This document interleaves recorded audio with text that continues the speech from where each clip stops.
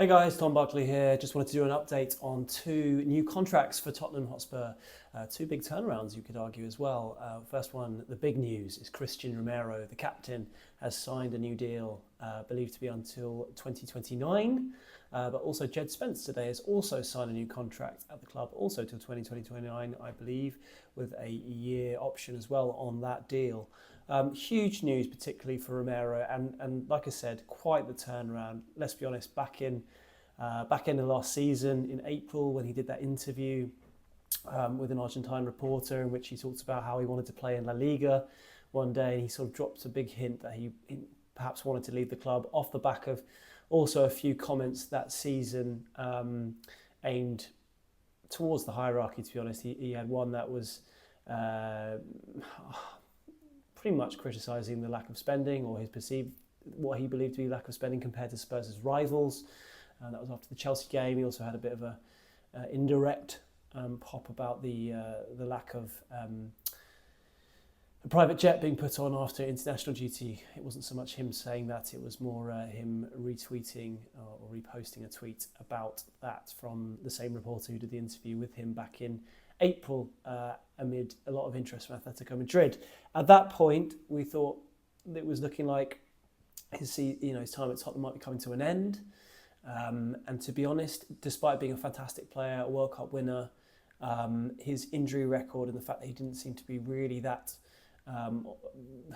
on board with the future at Spurs, I remember doing a video at the time saying I thought it was the right idea to cash in on him. But there's no doubt, as I said in that video at the time, that he's an absolutely top quality player when he's fit and he's playing and when he's committed. And clearly he is. It's been quite a turnaround, as I say. There was some interest from Atletico Madrid, but it didn't look like they were ever going to get close to a valuation from Spurs. I mean, there's a lot of talk in the media about a sort of price tag of around £60 million. Spurs were very clear that they didn't want to put a valuation on him, but you could understand that with 2 years left on his deal, there was that kind of figure might well have been enough to get him at the time, but it didn't happen. Then obviously he got made captain by Thomas Frank, and that was a huge indication that he was here for the long term. It's quite rare that Spurs let players run down their contracts, particularly into the final year. Obviously he had 2 years left, but if he didn't sign one this summer, then there would have had a lot of speculation going into the next summer. So in a way, I'm not really that surprised that he signed this new deal until 2029, having been given the armband, because that was a huge indication then that he was prepared to stay. Why would you give the captaincy to someone who you thought might be leaving? And with Spurs' history, as I say, of not letting players sort of run down their contracts when players they don't want to have that happen to, the fact that he's now signed a new deal feels quite fitting. And if he's committed to the club. He's a massive influence in the dressing room, from what I'm led to believe. Very influential, particularly with the Spanish-speaking contingent, of which there's a lot. Bentancur, Porro, but not just that, just the whole of the dressing room. Really, really big influence, and I'm told he was a huge part of Spurs going all the way in Europe, getting back to the Champions League. I wonder if that had a big part in the decision-making process from him. He's now back in the elite of club football. And it's just all round, now that he's committed and committed to the club long term, it's good news. It's a huge signing for Spurs' point of view, to keep hold of him, and quite a turnaround from what we saw end of last season, where I thought he was more likely to be out the door. Jed Spence also signed a new contract, like I say, until 2029 with a year option, I'm led to believe. Interestingly, Spurs don't generally announce anymore the lengths of contracts, which you might have noticed. That's something that seems to have changed relatively recently. But those are the lengths of the deals that I'm led to believe for both of the players. And Spence, amazing sort of turnaround himself. It's his second contract he signed in the matter of about what is it now? It was October last. He signed a new deal. So what are we? August now. So yeah. 10 months, two contracts in 10 months. I suppose that deal that he signed in October was signed before he really became a, if not key figure in the team, then a very often used player in the side.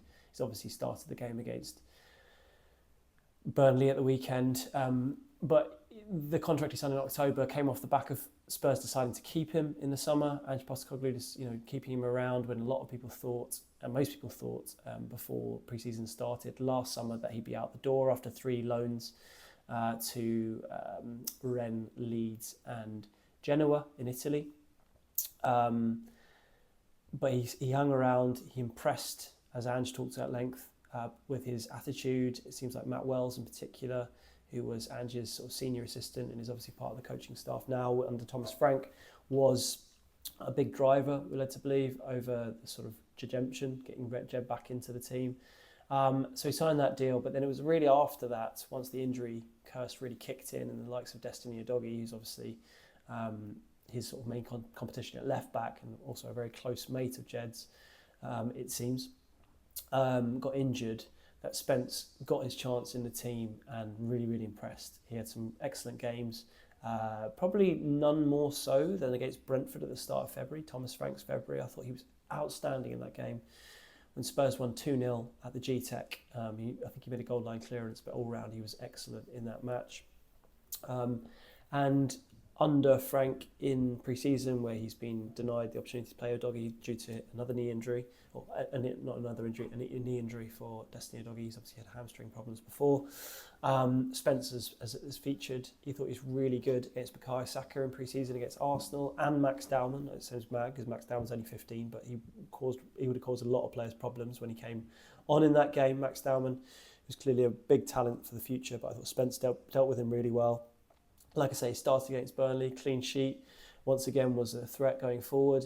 I'm not quite sure about him and Johnson on the left-hand side, because they're both right-footers, and either that needs work or maybe it's not the best suited, having 2 right-footers on that side. But either way, Spence has shown himself to be really, really important to the squad. He can obviously play on both sides. It's sort of his emergence has solved a bit of a problem for Spurs when it comes to fullbacks, because if you sign 4 fullbacks who will want to start, it's obviously always difficult to give them game time. But then if you don't, having that backup when injuries hit is always difficult. It seems, even though a lot of Spurs fans still want to sign another left back, that it's unlikely to happen at this point. I think Thomas Frank still highly rates Ben Davies and seems to play him as a left back. He has played him a lot in pre-season at left back, and he very much rates his sort of influence on the dressing room, the sort of long-standing stalwart that is Ben Davies, being at the club for so long. And with Spence able to play there, and Udogie obviously, I don't think at this point they'll be looking to sign another left back, but we'll see. On signings, we're still waiting to hear around Eze. The clubs have now been in direct talks. Last I'm led to believe is the sort of sticking point seems to be over the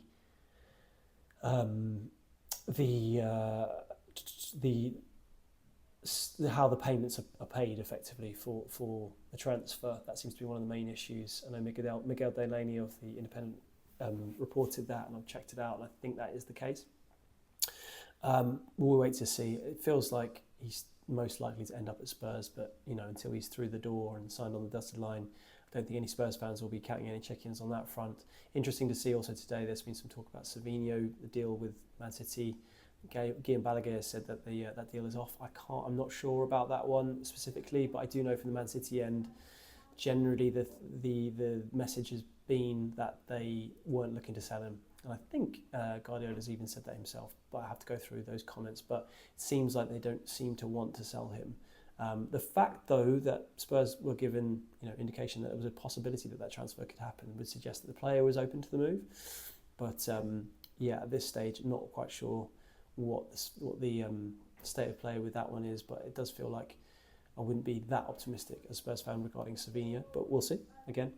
But Eze seems to be the one. But this video is mainly about Romero and Spence. And just to reiterate, he's obviously a very good player. Now that he's committed to the club, signed a new contract, and that those question marks over his commitment long term to the club, which is the main reason for suggesting that they should cash in on him back in April. Now those have been allayed by him signing a new deal. then there aren't many better centre-backs going. In fact, I remember doing an interview with Graham Roberts, the Spurs legend, also a sort of tough tackling centre-back in Tottenham's history last season, and he was saying he thought Romero and Van Dijk were the two best centre-backs in the league. That's how highly he rates him. So I'll leave the final word to him and his verdict on what a player Romero is, and also Spence. Good signing.